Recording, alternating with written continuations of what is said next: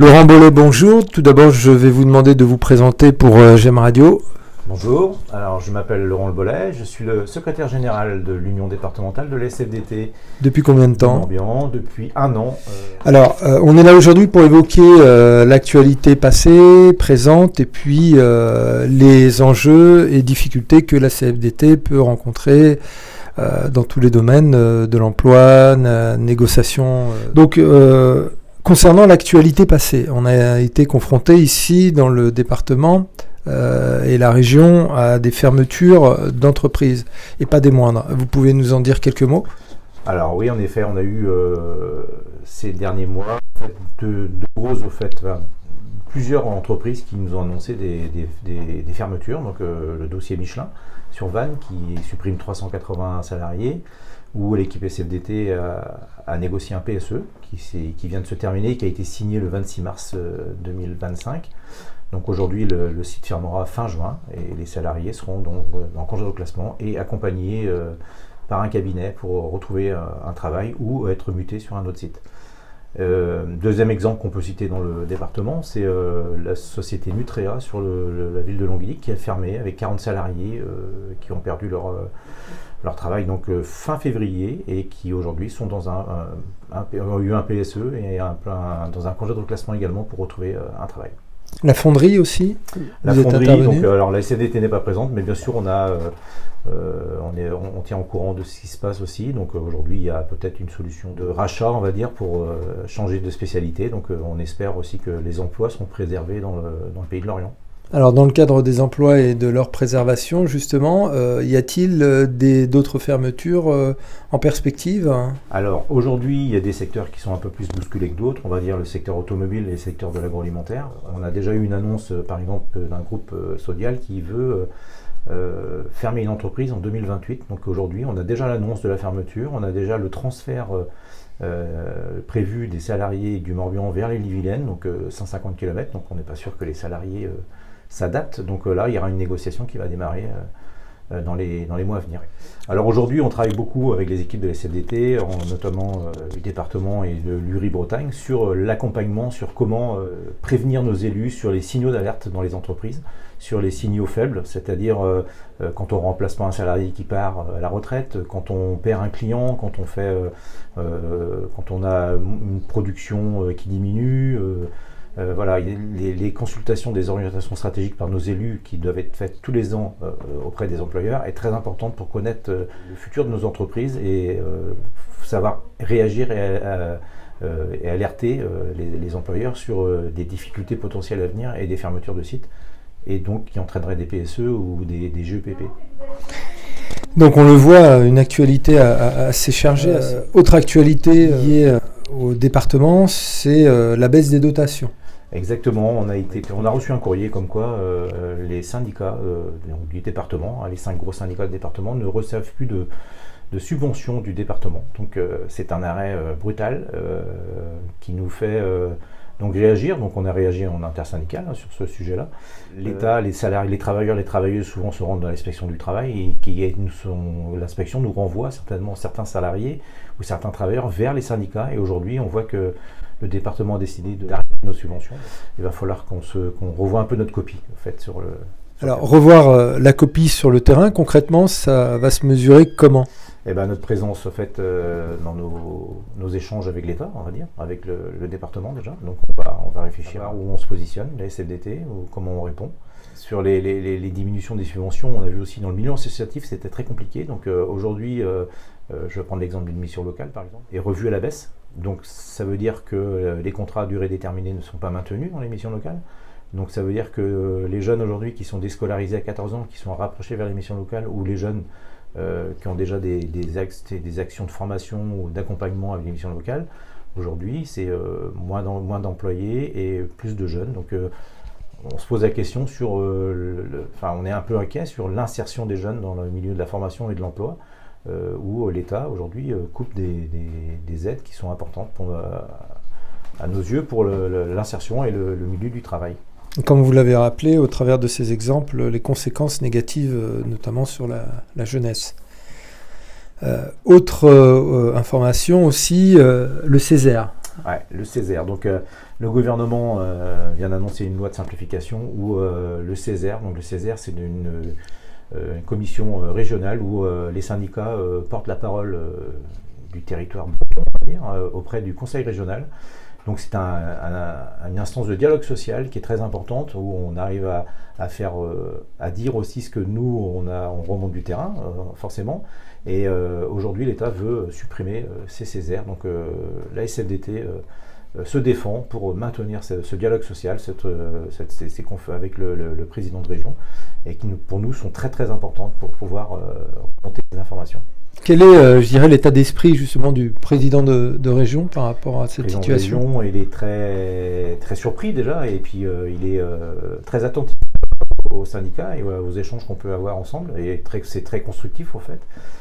C'est des informations qui lui permettent aussi de réagir certainement dans le travail, dans le milieu du travail. Et nous, le monde du travail, des travailleurs et des travailleuses du secteur, enfin pour nous, pour le Morbihan, ou que ce soit pour les départements bretons, c'est très important de garder cette instance. Donc on défend bec et ongles cette instance pour qu'elle soit maintenue. On le voit aussi, les conséquences de ces baisses de dotation, des pertes d'emplois, des fermetures d'entreprises, d'usines. Il y a des conséquences sur le pouvoir d'achat. Et notamment, actuellement, on est en pleine négociation des accords. Oui, aujourd'hui, donc nos équipes SFDT qui sont présentes dans les entreprises négocient les négociations annuelles de salaire. Aujourd'hui, on voit que ce qu'on appelle les NAO. Les NAO, oui, tout à fait. On voit qu'aujourd'hui, c'est pas très élevé en termes de pouvoir d'achat. Donc, ça oscille entre les 1,5% et les 2,5%.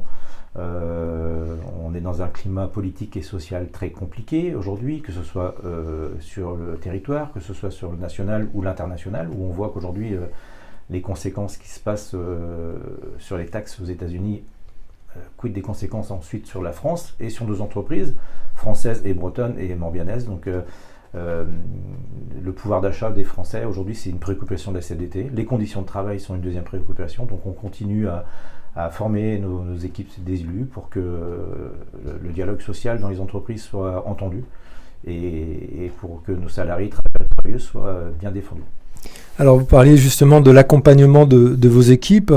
Vous pouvez nous en dire un petit peu plus, et notamment au travers des GEPP. Alors aujourd'hui, voilà, en effet, on essaye de former nos élus parce que les employeurs aujourd'hui, les entreprises veulent mettre des GEPP en place, donc c'est gestion des emplois et des parcours pour des accords d'entreprise qui sont très compliqués à négocier, qui permettent aux entreprises de pouvoir faire de la mobilité de ses employés sans perte d'emploi, mais quelquefois c'est assez compliqué à accepter. C'est sur la gestion, la compétence des salariés, donc voilà, c'est assez sensible comme sujet, et donc on essaye de former les élus au mieux pour qu'ils soient prêts pour les négociations, et ainsi pour les plans, les PSE, donc les plans de sauvegarde de l'emploi, pour qu'ils soient aussi à l'affût d'une mauvaise annonce d'une entreprise, pour qu'ils soient formés aussi, pour qu'ils puissent intervenir et accompagner les travailleurs et travailleuses qui sont menacés de perte d'emploi. La CFDT, c'est aussi l'accompagnement des salariés dans le monde du travail, et notamment au niveau de leurs droits. Oui. Donc ici, sur la CFDT du Morbihan, on a donc 2 points de Lorient et Vannes où on a des permanences, où on peut, les adhérents ou les non-adhérents peuvent venir nous rencontrer pour les soucis qu'ils peuvent rencontrer dans leur milieu, que ce soit les conditions de travail, que ce soit... aujourd'hui, on ne va pas se cacher que la pénibilité est un sujet qui est très complexe. Donc la retraite à 64 ans, on est encore aujourd'hui à la table des négociations devant le gouvernement. Et on rencontre des salariés qui sont usés, fatigués et qui ont du mal à finir leur carrière. Et aujourd'hui, c'est un des sujets que la SFDT défend toujours devant le gouvernement pour essayer d'améliorer la fin de carrière. Alors on va aborder maintenant les élections sous ces différentes formes. Tout d'abord des élections, notamment ce qu'on appelle les TPE, très petites entreprises, avec un résultat, et puis vous allez nous annoncer peut-être une bonne nouvelle par rapport à la CFDT sur le score qu'elle a obtenu. Des élections présidentielles en perspective et puis municipales. Et enfin, vous avez d'autres projets qui sont notamment la campagne des saisonniers. Ouais. Donc si on reprend donc, ces élections, parlons d'abord des TPE qui ont eu lieu. Alors les élections TPE donc sur le territoire, passé dans les grandes villes, dans les toutes petites entreprises, dans les magasins, on a fait le tour, on a été voir rencontre des salariés, certaines comme les agences de voyage étaient très contents de nous voir parce qu'ils avaient une méconnaissance de leur convention collective par exemple. Donc il y a eu des élections derrière où il y a eu très peu de taux de participation qui était un peu faible, mais néanmoins je pense que voilà, la SFDT a fait son job sur le territoire pour aller à la rencontre de ces gens parce que ils ont des sujets qu'ils ne maîtrisent pas forcément dans les petites entreprises, hein, donc la transition écologique par exemple, les conditions de travail, les salaires. Donc avec l'absence d'élus, c'est souvent une méconnaissance de ces sujets. Et vous êtes arrivé numéro 1 ? Alors la SFDT est toujours numéro 1, le premier syndicat de France dans le privé. Donc on est très content de cette place de numéro 1 que nous tenons depuis 2017 maintenant et qu'on continue. Donc ça c'est le résultat du travail des équipes sur le terrain partout en France. C'est une grande satisfaction pour nous d'être le premier syndicat de France. Élection présidentielle en préparation avec l'actualité, on l'a vu, condamnation en première instance du Front National, Rassemblement National, et puis l'appel qui s'ensuit. Quelle est la position de la CFDT ? Alors la CFDT, comme vous savez, on a toujours combattu l'extrême droite jusqu'à aujourd'hui, parce que l'extrême droite, s'ils cherchent qu'une chose, c'est prendre le pouvoir, et prendre le pouvoir, ils veulent avancer sans les syndicats. Donc aujourd'hui, en effet, la CFDT, il y a une inquiétude sur la démocratie du travail, aujourd'hui en danger, parce que ça veut dire que dans le programme, c'est au premier tour des élections, ils proposent de ne plus mettre d'organisation syndicale, donc ça risque de perturber en fait, nos travaux et nos avancées qu'on a pu mettre en place déjà depuis des années sur le droit du travail et la démocratie dans le monde du travail. Élection municipale ? Alors, élection municipale, donc c'est pareil, on s'est intéressé parce que nous on est dans une ville comme Lorient où on a des locaux à disposition aujourd'hui. Les syndicats, ils travaillent, et ils répondent, on reçoit énormément de travailleurs-travailleuses, donc on a quand même dans la vie sociale des pays de Lorient, de Vannes, du département. Et aujourd'hui, voilà, on essaye d'être à la rencontre des maires pour savoir un peu comment on pourra avancer avec eux aussi pour continuer à travailler dans ce sens-là, dans la défense des droits, du travail et des salariés du département du Morbihan. Et puis, chaque année, il y a une campagne, c'est celle des saisonniers. Ah, exactement. Donc là, cette année, on a décidé, là, en réunion hier, on va relancer les saisonniers cette année. Donc, c'est-à-dire que la première semaine ou deuxième semaine de juillet, nous allons à la rencontre des saisonniers pour leur donner de l'information. Les contrats de travail qui aujourd'hui, quelquefois, sont un peu malmenés. On va dire, sur le logement aussi, c'est un sujet. Alors, le logement, c'est pas que les saisonniers. Hein. Le logement, aujourd'hui, c'est un toit, un emploi. C'est un peu la devise qu'on a mis en place. C'est-à-dire que si on a un travail, il faut qu'on puisse se loger dignement. Et la campagne saisonnier, c'est surtout pour rencontrer les jeunes. Si vous avez conclure sur les sujets que nous avons abordés, ça serait quoi ? La SFDT aujourd'hui du Morbihan va tenir son congrès aussi le 12 juin. Donc on va renouveler une équipe. Il va se dérouler où ? À Saint-Gérand, donc entre Loudéac et Pontivy. Un nouveau bureau aussi qui va travailler aussi sur les sujets. Donc c'est de l'interpro, c'est de la santé sociale, c'est l'interco, c'est l'agroalimentaire, c'est l'éducation. Donc tous ces acteurs qui travaillent pour la SFDT, tous ces militants, militantes, on va se retrouver pour un congrès pour élire une nouvelle équipe et repartir pour 4 ans de travail avec un plan de travail bien forcément sur le département du Morbihan.